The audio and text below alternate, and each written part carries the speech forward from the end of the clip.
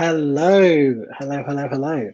Welcome to our first live stream. If you are watching live or if you are watching the replay, welcome also.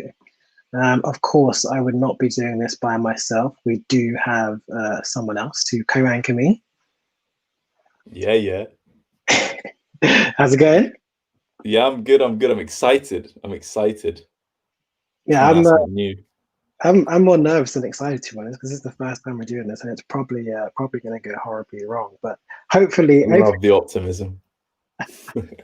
But yeah, so what we're talking about, if you haven't seen already from the title, we are looking at Instagram's new features. It's November. They've actually put out a blog post talking about two big new features, but we're actually going to talk about the knock-on effect that has in terms of the layout. So let's actually just bring up the screen here. So yeah, walk us through it, Sakky. That's a lovely photo, first off, I must say. I think let's start with one of the most important sections of any app, the navbar. So at the bottom, we've got our little navbar that people will be familiar, where you could post your photos and stories, and obviously your videos as well to go onto your feed. And then you'd obviously also have your activity section in there as well. So those two have been swapped out now. You've got Reels as what you'd think is your primary action in the middle there. So for those of you that don't know, but it should be quite popular now, the equivalent of TikTok that Instagram released a few months back, Reels is in there. And then you've also got shopping, which takes over that activity space where you could see likes and comments. Yeah, just in the bottom there. So those are two big changes actually, because obviously before that was a push for you to create posts, create videos, and create content, and now they want you to more consume. Exactly, yeah. So you've gone from just to recap, like this bottom nav bar here is, they've taken the buttons from here and essentially moved them all the way up, if I can get my finger there, to this top section in the top right over there. But I'm going to stop you a second before you talk about Sakky, because we do have a great comment here actually from Rashid, which says, "Where can I buy a t-shirt?" So yeah, we are repping the ZeroToDesign t-shirts. They're not currently available to buy, but if there is any interest, then of course we can set up a site. But yeah, so like let's keep going on with this this section here, because I think it's very interesting, because in the blog post that actually Instagram announced this, they said that this is one of the biggest changes to their home screen in a very, very long time. And I think even by your kind of, it was a great explanation, Sakky, but I think it's quite hard for people to understand why it's a big deal, because you've just moved buttons around a little bit. Yeah. I think so. Just what I slightly alluded to earlier, before they wanted you to create posts. That was your primary action there on that nav bar, and that the shift now is, well, they want you to watch Reels. So before you could say the encouragement was for you to share with your friends and create content, and now it's to consume content and also to buy obviously merch. So I think that's more towards a lot of businesses now starting up on Instagram, a lot of businesses that only kind of operate on Instagram as well, probably going to that style as well. So I haven't used shops myself, but I've seen it for I think a few years now, where you could kind of tap on certain posts and you could see certain amounts being available, and you could actually buy kind of through the app as well. So this is going more in that direction. So it's changing our behavior. Exactly. I think you make a good point where, that they want you to kind of focus on these actions now, because if you think about why Instagram are doing this, you have companies that are actually based upon this idea. So Depop, for example, is that how you say it, Sakky? Is it Depop? Yeah, that's what it is. But yeah, that app, I don't know, because I think it's for people that are younger than me. But that app actually is based upon like this Instagram shopping, right? So it's kind of viewing items, but in a grid-like format in Instagram. And Instagram have come along and been like, okay, guys, let's slow it down. This is our territory, and kind of put Yeah. this feature in. Similar to you mentioned before, Reels, right? Like Reels is again, it's just kind of taking that idea from TikTok and brought it in. That wasn't extremely fast when they copied, actually. They did, yeah. It's interesting with some of these big companies. They just kind of stick their toe into a market and they just quickly start getting market share. With like you've seen it with Apple. Once they started to do Apple Music, for example, they can just get started so quickly because they have such a big user base already. Yeah, but so let's going back to this home screen gang, because again, you know, the one of the prominent people on Instagram is saying this is a huge change, and I think one of the first things that designers should be thinking when you see this is this, and that is actually reachability, right? We've spoken about this on some of our previous videos on our app critiques, and this has dramatically shifted the access to these buttons, because whereas before it was very easy in this natural or even a little bit of stretch, depending on which hand you are. This is actually for a left-hander, I think, but the right-hander would be flipped. Sorry, do you have a problem? I just don't think you're catering to the majority of people here, DJ. It's a problem.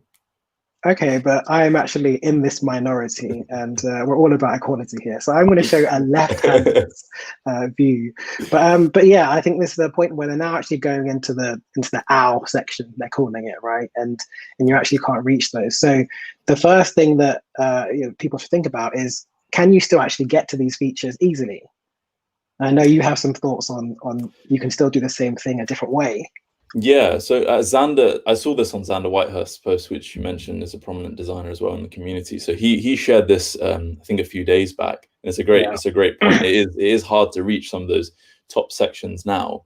One thing that I don't know if this is actually what they want you to do, but I've actually done this for a while now, which is gestures. So if you swipe left from the home screen, you can go into DMs.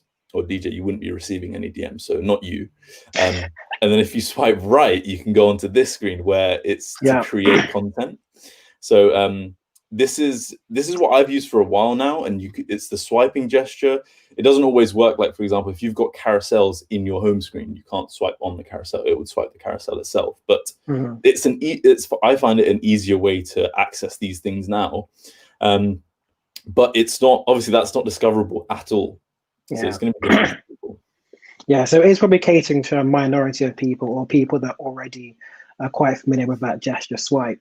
But going back to your point about DMs, I think actually there might be an interesting comment coming for you. I think this is for you, Sakky. Wow. But yeah, you got some fans that are supporting you here, so maybe you'll get a DM or two. But yeah, so I think, you know, it's still accessible, but obviously dramatically reduced in terms of reachability. And so we have to think, you know, to ourselves, you know, this is a bold move that they're doing. And one of the points that I actually thought about here is, you know, it does also put a reduced significance on the activity part. I mean, you mentioned that before, that you can see, you know, all of your comments and likes, etc. Does this now put less emphasis on getting likes, getting comments, that need for that gratification from social media? Is it a good thing, do you think?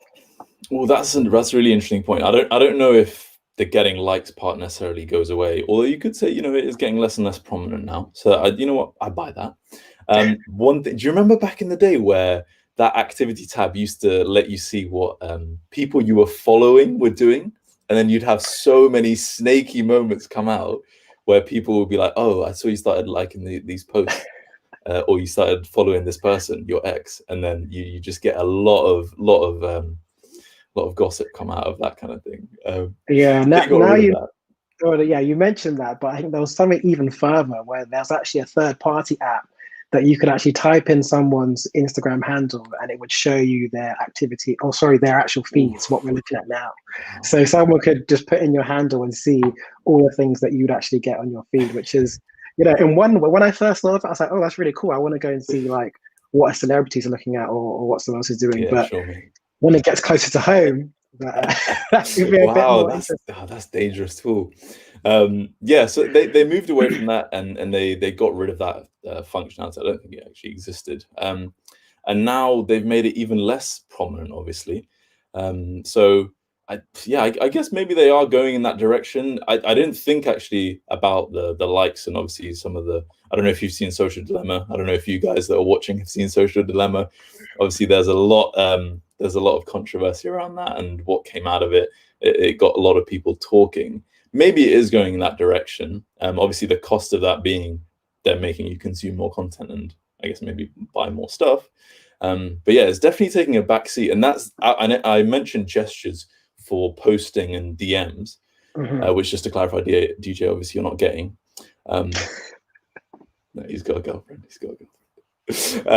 But you can't actually access the activity now through gestures. It is purely from that heart icon up at the top. So it's probably the hardest thing to access now on this home screen. So they must really just not care about it, or they must not really want us to care about it. Yeah.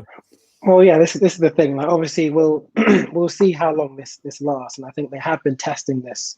At least the features like shop and other things out for a long time now. I've seen on my actual feeds the layout has changed a few times. So they've done a lot of testing, and I think this is it's now been announced on their design blog. So it probably is here to stay. There is a little bit of backlash. I know that I've seen some posts on LinkedIn talking about it, and there is a lot of kind of bashing about the fact that it's so hard to reach, and are they not wanting people to create more content? And yeah, there's a healthy debate there. I think, in my opinion, I think there's a lot of content that already goes on Instagram, right? Like, people create a lot of content. So I think, from my point of view, shifting to this model actually makes sense for them, because they've got people getting content. Now they need to get people actually using the shop, etc.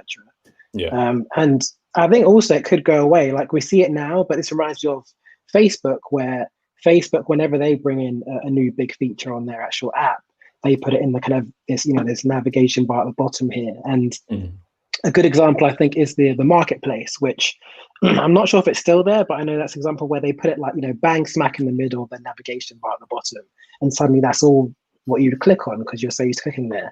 But actually that now, I believe, has gone away and hidden back into the sidebar. So they kind of bring these things out as things are being launched, and then maybe put it away again. And I guess I have a question for you: is how do you think that's a good strategy when it comes to launching products? Like, would you be comfortable with changing your entire navigation to promote products? This is something that I tried to do at my previous company. I do have a little bit of experience on changing something so important and commonly used as nav bars. I think that is a dangerous area to go into. I think if you're A/B testing stuff, which from Instagram, they do a ton of A/B tests. I see it changing all the time in like the last year or so. I think A/B testing, they've done it for different stuff, for like the size of the tile for stories and things like that. But fundamentally, your nav bar and what your main action is, or what the main action you want to drive for your app is, making too many of those changes is going to cause confusion. And so I'd be wary of that. So you mentioned a blog post that they've done. If they've done a blog post, then I would say it's probably here to stay. I don't know if they did a blog post about Facebook's marketplace change that they made, but at least with Instagram, if they're going this route, then it's probably gonna stick around. And to be honest, it makes sense to me, again, in the whole TikTok space as well. It's so popular. I've heard different stats about how popular TikTok is, but I know it's up there. If it's not the number one, it's up there for sure in terms of popularity and regular usage. So they want to make sure that they're the most common and most popular app, right? Because Instagram, I think, before TikTok became really a big thing this year, it probably was the most common one, or at least Facebook was. So they're gonna be very wary of that. So they're trying to bite back at TikTok a little bit with this, I assume. Yeah, I think you're right there. Like, this is shots at two big companies that have in this space. TikTok for the short form content, but also Depop for the actual shopping on Instagram. I'm gonna keep calling it Depop. Depop. Oh, either way, they're aiming to get some money from all of this. That I could be sure. But yeah, I wanted to look at one last thing today, actually, in terms of the updates. And this is actually this feature here, which is Instagram Guides, which is not as prominent a change, and I don't think that was kind of a big announcement like it was for the others. But it's very, very interesting because you can see kind of on your kind of profile here, this middle section, there's quite a few icons. You've got the far left one is your grid. After that, you've got Reels. After that, you've got IGTV, and then you've now got guides. And then there's tagged photos at the end of that. And I think at the beginning, this started out as just being two, right? Like it was just on either side. It was the grid on the left and then the actual tag photos on the right. But they're just expanding with all these different ways to actually promote content. And I think it's great for, maybe consumers because there's a lot to do, but it's actually putting a lot of burden on creators now because you've got to kind of maybe maintain these different platforms. Like it's a lot to maintain Reels, it's a lot to maintain IGTV, and now they've got guides as well. But they are useful. Do you think that actually, again, something that's going to be here to stay? Yeah, what do you think about mentioned putting pressure on creators. I'm pretty sure as soon as I saw this, I was like, DJ, we have to do this.